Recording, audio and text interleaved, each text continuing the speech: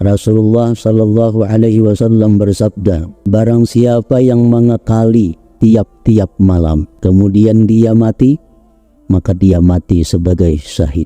Rawahu Tabarani.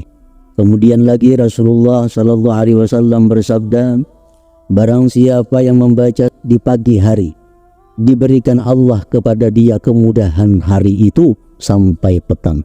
Dan siapa yang membaca pada permulaan malam, sesudah maghrib misalnya, diberikan Allah kepada dia kemudahan di malam itu sampai pagi.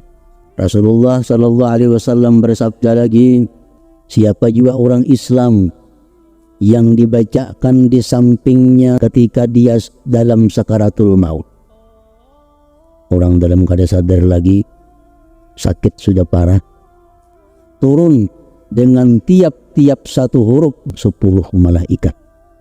Yang berdiri malaikat itu di hadapan dia bersab, yasalluna alaih, memintakan rahmat kepada Allah terhadap ini orang yang dalam sakaratul maut. Salli wa sallim ya salam ala nabi khairil anam wal ali wa Bismillahirrahmanirrahim. Assalamualaikum warahmatullahi wabarakatuh. Alhamdulillahirabbil alamin. Allahumma sholli ala sayyidina Muhammad wa ala ali sayyidina Muhammad. Sahabat channel Al-Madinah yang dirahmati Allah, kembali pada kesempatan yang mulia ini kita akan sama-sama mendengarkan tausiah yang akan disampaikan oleh guru kita Al-Mukarram Kiai Haji Muhammad Bakhit atau Guru Bakit. Semoga dengan wasilah tausiah ini Allah Subhanahu wa taala menambah ilmu kita. Mari kita simak videonya, tausiahnya hingga akhir. Para muhibbin rahimakumullah, selanjutnya kita masuk kepada surat yang ke-36 daripada surah Al-Quran. As-sadisu was-salasun min suwaril Quran, suratu Yasin, makiyatun wa ayatuha thalathun wa samanun. Yang ke-36 dari surah-surah yang ada dalam Al-Quran, yaitu surat yang bernama Yasin. Surat Yasin ini diturunkan di Mekah, Makiyah, dan ayat-ayatnya berjumlah 83. Salasun wa samanun, 83 ayat. Surat Yasin adalah surat yang sangat terkenal di antara surah-surah Al-Quran. Dan memang banyak fadilat keutamaan surat Yasin ini, baik yang disampaikan oleh Rasulullah Sallallahu Alaihi Wasallam maupun oleh para sahabat dan para ulama. Salah satu di antara keutamaan surat Yasin, Rasulullah Sallallahu Alaihi Wasallam bersabda, man dawama ala qiraati Yasin kulla laylah thumma mata syahida. Rawahu Tabarani. Barang siapa yang mengakali atas membaca surat Yasin tiap-tiap malam, kemudian dia mati, maka dia mati sebagai syahid. Maka dia mati sebagai salah satu di antara syuhada.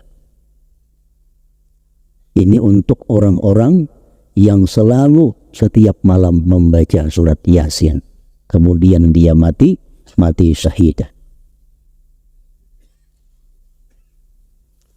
Kemudian lagi Rasulullah Sallallahu Alaihi Wasallam bersabda, man qara'a Yasin hina yusbihu u'tiya yusra yaumi hatta yumsi, wa man qara'aha fi sadri lailihi u'tiya yusra lailihi hatta yusbih. Rawahu Darimi.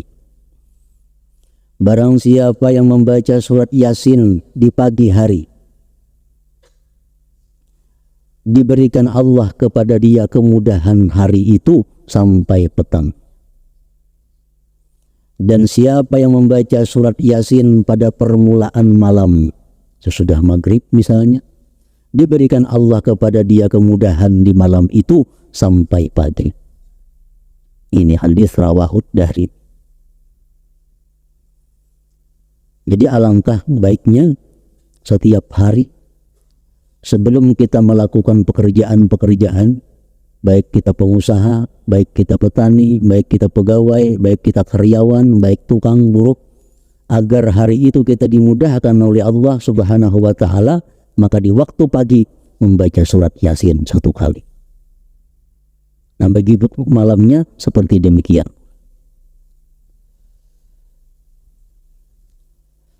Oleh karena itu orang-orang dahulu, orang-orang bahari, bila hendak musafir bepergian membaca surat Yasin. Terutama yang hendak naik haji, membaca surat Yasin di kumpul di rumah. Hanyar turun berangkat. Harapannya apa? Dengan membaca surat Yasin itu dimudahkan dalam perjalanan. Nah, padahal bukan hanya naik haji, musafir kemanapun alangkah baiknya membaca surat Yasin itu terlebih dahulu. Rasulullah sallallahu alaihi wasallam bersabda lagi, "Ma min mayyitin yuqra'u 'indahu Yasin illa hawanallahu alaihi," rawahu Dailami. Tidak ada daripada orang yang berada dalam sakarat, orang yang dalam sakit menjelang kematian, dibacakan di sisinya surat Yasin, melainkan Allah mudahkan atas dia, Allah lapangkan atas orang yang sakarat itu.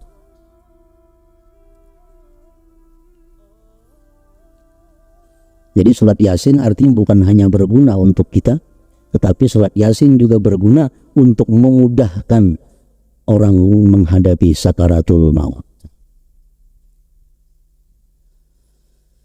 Rasulullah sallallahu alaihi wasallam bersabda lagi, "Wa ayyuma muslimin quri'a indahu idza nazala bihi malakul mauti suratu Yasin, nazala bi kulli harfin minha 'ashratu amlak yaqumuna baina yadayhi sufufa yusalluna 'alaihi wa yastaghfiruna lahu wa yashhaduna ghuslahu wa yattabi'una janazata wa yusalluna 'alaihi wa yashhaduna dafnah."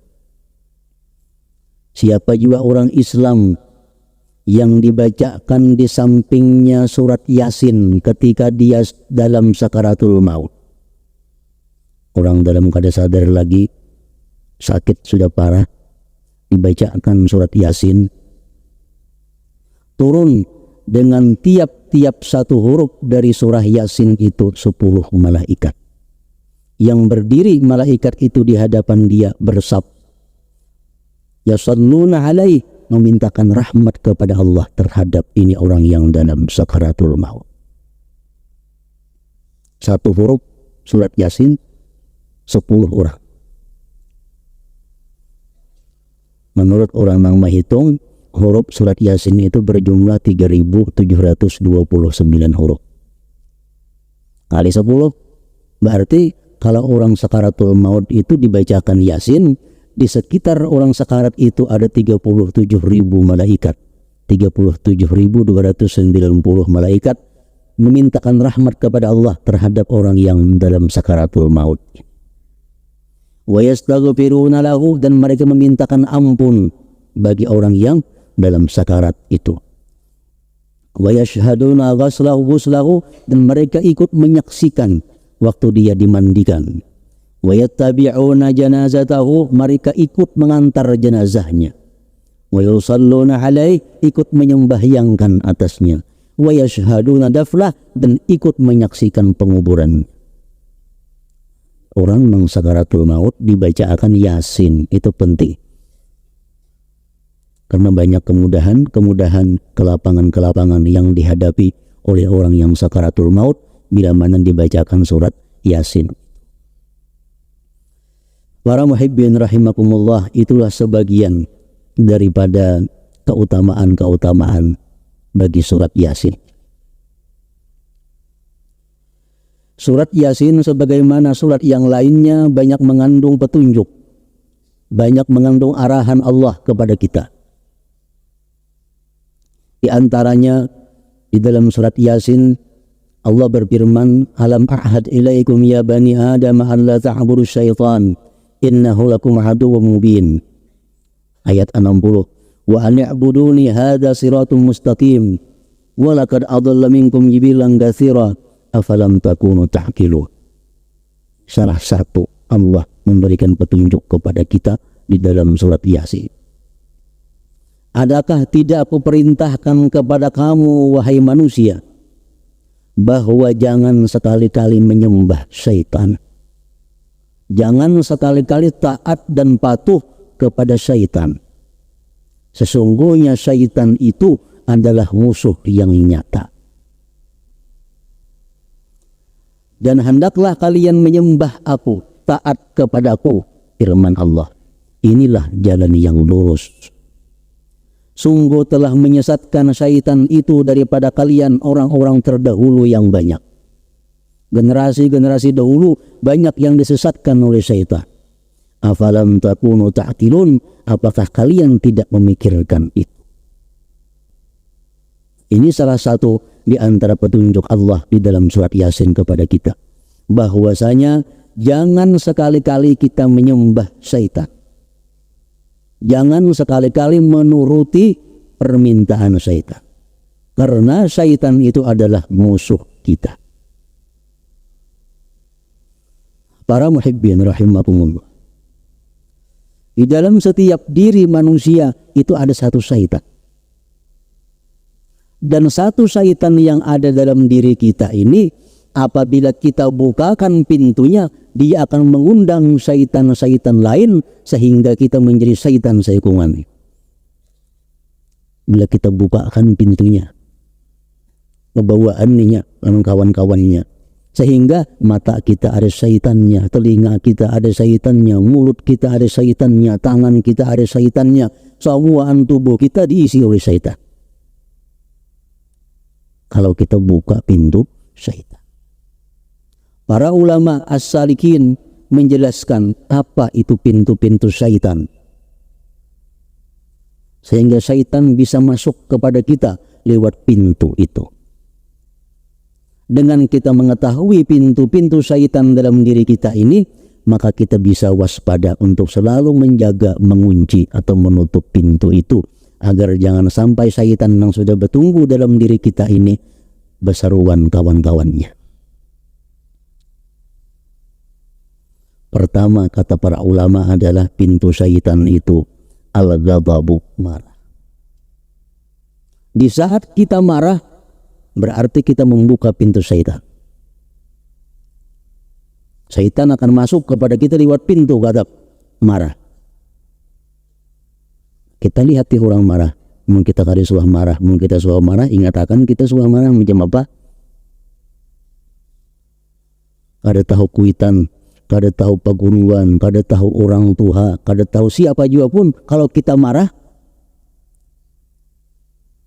tidak ada orang yang terhormat di hadapan orang yang marah.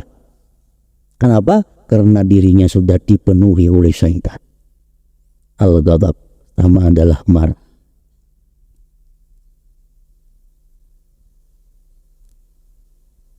Nah, oleh karena itu banyak di dalam Al-Quran maupun hadis yang mengutamakan tentang qazmul ghaiz, mengendalikan marah, menahan marah. Bila kita marah, kita disuruh untuk berduduk. Andai kata waktu marah tadi kita berdiri. Andai kata kada mampu, bawa berabah. Andai kata kada mampu, bawa wudhu, agar menurunkan marah. Al-ghadab. Jadi kita ingat, bila mana kita marah, kita dimasuki oleh syaitan.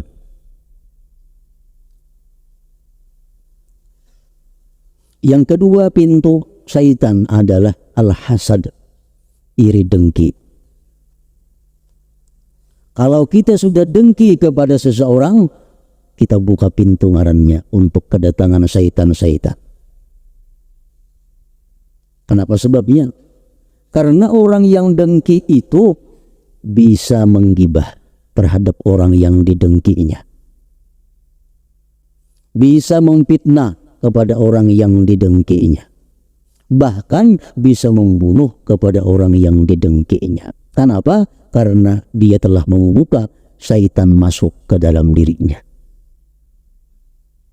Kabil dengan Habil membunuh kakak dengan adik. Kenapa? Karena dengki bahwa adiknya mendapat satu kenikmatan dari Allah Subhanahu wa Ta'ala. Nah, di saat kita sakit hati apabila saudara kita mendapat nikmat, di saat kita sakit hati kalau saudara kita mendapat kelapangan dari Allah, berarti kita membuka diri untuk dimasuki syaitan.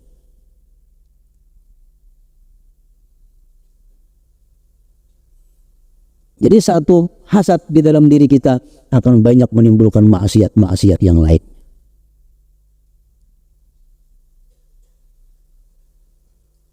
Makanya ada hadis yang mengatakan yang artinya bahwa dengki itu adalah membakar kebaikan kita sebagaimana membakarnya api akan kayu yang kering. Dengan sebab hasad kita menggibah orang yang kita dengki. Dengan gibah amal ibadah kita ditolak oleh Allah. Yang ketiga, pintu syaitan itu akan terbuka apabila kita hubbut tazayyun, suka berhias. Orang ini ketujuh beraksi, baik bini-bini atau laki-laki. Bila dalam diri kita ada ketujuh berhias, berarti kita membuka pintu syaitan. Laki-laki memakai emas. Kenapa sebabnya? Ketujuh beraksi. Rambut nang putih disambir jadi hirang, kenapa? Ketujuh beraksi. Bulu mata nang kada lantik dilantiki, kenapa? Ketujuh beraksi. Kaning nang ada dihapus diulah lawan pulpen bahasa, kenapa? Karena ketujuh beraksi. Nah, semuaan itu adalah maksiat-maksiat yang didatangkan oleh syaitan yang masuk ke dalam diri kita. Akibat asal muasalnya dia masuk kepada kita lewat pintu hubbut tazayyun, suka berhias itu. Yang keempat adalah tamak. Tamak. Di saat kita tamak, kita akan menjelma jadi syaitan. Kita akan menjelma menjadi syaitan. Orang yang tamak ini orang yang kadang merasa cukup dengan yang ada. Akibatnya tamak apa? Bisa mencentan, bisa merampok, bisa mengangkat tanah orang, bisa mengambil hak orang lain, bisa kadang membayar zakat. Karena apa? Karena merasa yang ada ini belum cukup. Papalingan dari kanaah.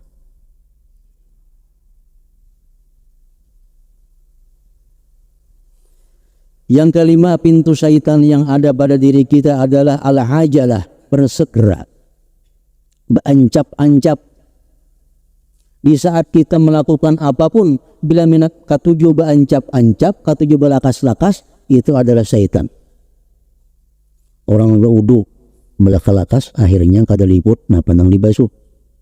Orang sembahyang belakas-lakas, akibatnya kada lagi tuwa ninahnya, batihahnya tergumpal-gumpal. Orang puasa belakang-lakas buka, belum lagi maghrib, mukanya sudah. Nah, al-ajalah. Di mana kita hendak lakas, di situ ada syaitan masuk ke dalam diri. Yang keenam, al-bukhul, kikir. Orang kikir, orang yang dipenuhi syaitan. Ketujuh, ad-dirham wad-dananir, duit. Paling banyak syaitannya. Begitu kita suka dengan duit, kita membuka pintu syaitan. Duit nang halal, duit nang kada halal, duit nang jalan mana, asal itu duit diambil. Nah, ini adalah pintu syaitan. Yang kedelapan, taatuz zaujah, taat, tunduk dan patuh kepada istri. Ngapa jadi bini? Jadi bini kahulu, jadi bini kahilir, jadi syaitan baikungan. Kenapa? Begitu dia taat dengan istrinya, dia membuka dirinya seluas-luasnya untuk dimasuki syaitan.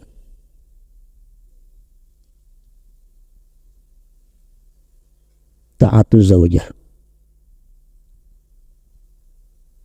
Al-Imam Al-Hasan Al-Basri mengatakan, wallahi ma asbaha rajulun yuti'u imra'atahu fima tahwa illa kabbahullah binnar. Demi Allah, bersumpah Hasan Al-Basri, demi Allah, Tidaklah seorang laki-laki itu mentaati istrinya pada tiap-tiap yang dikehendaki istrinya, melainkan dia masuk ke dalam neraka. Kenapa sebabnya? Karena bini-bini itu mereka diberi Allah akal lebih kurang daripada laki-laki. Mestinya laki-laki yang menjadi pemimpin, laki-laki yang jadi ikutan karena akalnya lebih sempurna daripada bini. Dikabalik, ya.